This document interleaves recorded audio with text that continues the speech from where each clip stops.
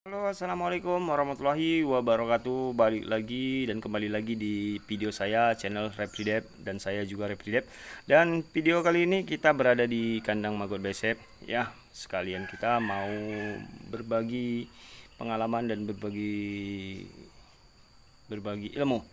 Ya, apa kabar semuanya? Yang pastinya semuanya sehat ya.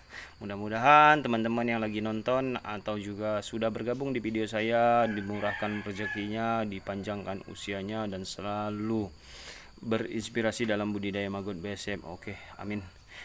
Nah, dilihat ya, kita lihat di video ini terlihat bayi-bayi magotnya sangat aktif ya.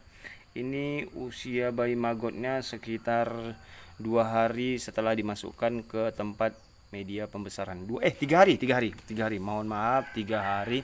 Dan di video ini kita mau kasih tips bagaimana agar supaya bayi-bayi magotnya itu selalu aktif. Padahal untuk bayi magotnya ini saya letakkan hanya 10 gram ya, 10 gram. Jadi bayi-bayi magot ini saya letakkan 10 gram ya, alhamdulillah dalam satu biopon ini sangat hampir penuh. Ya, mudah-mudahan bayi-bayi magotnya ini aktif, sehat terus dan hasil panen juga maksimal. Jadi ini tipsnya. Nah, pertama bayi magotnya ini pertama kita kan sudah menetaskan ke tempat pakai tempat seperti ember gitu ya kan, menetaskannya memakai ember. Jadi setelah menetaskannya kita di ember setelah berhasil ya, karena udah tahu kan bagaimana cara menetaskannya. Setelah kita berhasil dalam penetasannya itu, kita harus menyikapi bagaimana cara biar supaya ini hasil dari panen waktu saat dimasukkan ke tempat bak pembesaran atau biopon pembesaran itu hasilnya juga maksimal gitu. Jadi bagaimana caranya?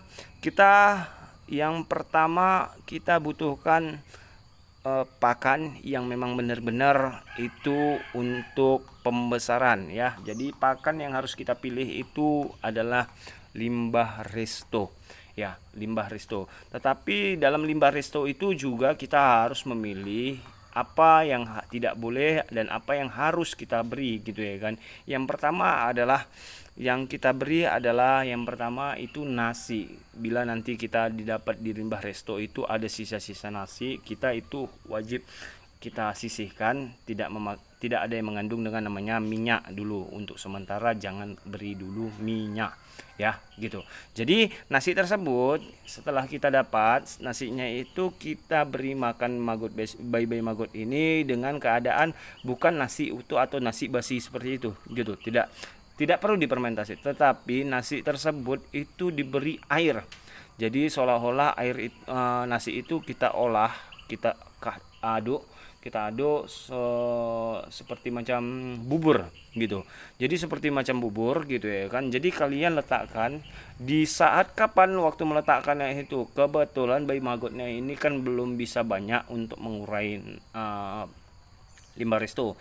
Jadi kalau misalnya kita beri makan bayi-bayi magotnya ini dengan berlebihan, kemungkinan lalat-lalat atau larjo itu datang dan menghinggap dan bertelur juga gitu. Jadi berbagi dan berkongsi dengan bayi-bayi magotnya. Jadi diutamakan itu yang pertama itu kalian hanya cuman beri air dulu, air dari nasi tersebut gitu. Kapan? Di sore hari bang. Kalau biasanya saya meletakkan bayi-bayi magot itu di sore hari.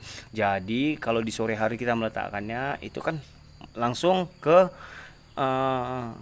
malam hari. Dah di malam hari itu maka bayi-bayi magotnya bekerja dan makan, sedangkan larjo belum bisa menghinggap ataupun tidak aktif di malam hari. Jadi itu cara saya untuk mensiasati agar supaya bayi magotnya itu terus makan, mengolah gitu ya kan. Karena biasanya ya, saya pengalaman sendiri dengan nasi yang tersebut itu kita berikan kepada bayi magot itu dengan cara seperti bubur itu, bayi magotnya itu cepat berkembang.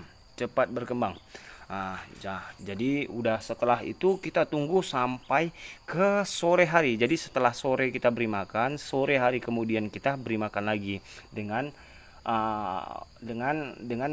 nasi yang tersebut, sisa yang nasi tersebut gitu. Jadi kita beri dengan air yang juga kita beri seperti ini gitu. Jadi kelihatan seperti becek gitu ya. Nah, kelihatan becek gitu. Ha, gitu dia. Jadi bayi magotnya ini sampai mereka yang menguasai dari pakan tersebut, jangan sampai larjo itu menguasainya. Jadi alhamdulillah ini tidak ada namanya larjo ya, kelihatan kan maggot semua. Nah, seperti itu saya mensiasati bagaimana cara agar supaya bayi maggot ini dapat menghasilkan panen yang sangat maksimal gitu. Jadi seperti itu saya membuatnya. Jadi kita bisa lihat bayi-bayi maggot juga ada sebagian biopon juga bayi-bayi maggotnya ini saya beri seperti itu. Ini juga seperti ini ya. Kelihatan bayi maggotnya itu sangat banyak. Jadi kalian bisa contoh seperti ini. Ini tips ya, jangan kasih tahu sama siapa-siapa. Jadi kalau misalnya kalian tertarik dengan video saya ini, ya mohon like dengan klik like, dan juga buat kawan-kawan yang belum bergabung ya, mohon bergabung ya, izin bergabung agar supaya kita makin semangat di sini untuk membuat tips-tips bagaimana cara budidaya maggot besep ya kan. Nah, itu kelihatan bayi maggotnya aktif dan tidak ada namanya larjo. Kadang biasanya dengan limbah rumah makan yang kita berikan kepada bayi-bayi maggot ini, kebiasaan itu bakal rebutan dengan larva-larva larjo. Nah, ini yang di sebelah kita lihat di sini bayi maggotnya sudah mengeringkan medianya. Dan alhamdulillah bayi maggotnya ini hampir merata. Jadi tidak sempat lagi larjo untuk menghinggapi, bayi-bayi maggotnya sudah mulai besar. Jadi kalau maggotnya sudah besar, alhamdulillah larjo-larjonya ini melarikan diri dan tidak sempat untuk berkembang biak. Larjonya tidak sempat untuk berkembang biak. Nah, inilah hasil dari cara kita mensiasati dalam budidaya maggot besep ya, seperti itu. Jadi kawan-kawan juga bisa mencontohkan seperti ini. Ini juga bayi-bayi maggotnya udah kelihatan hitam, medianya, dan ini udah kering. Kemungkinan sore hari kita beri makan lagi. Tuh, kelihatan banyak kan? Tuh, kelihatan. Tuh banyak. Jadi seperti itu. Jadi kawan-kawan juga budidaya maggot besep ini sangat gampang susah.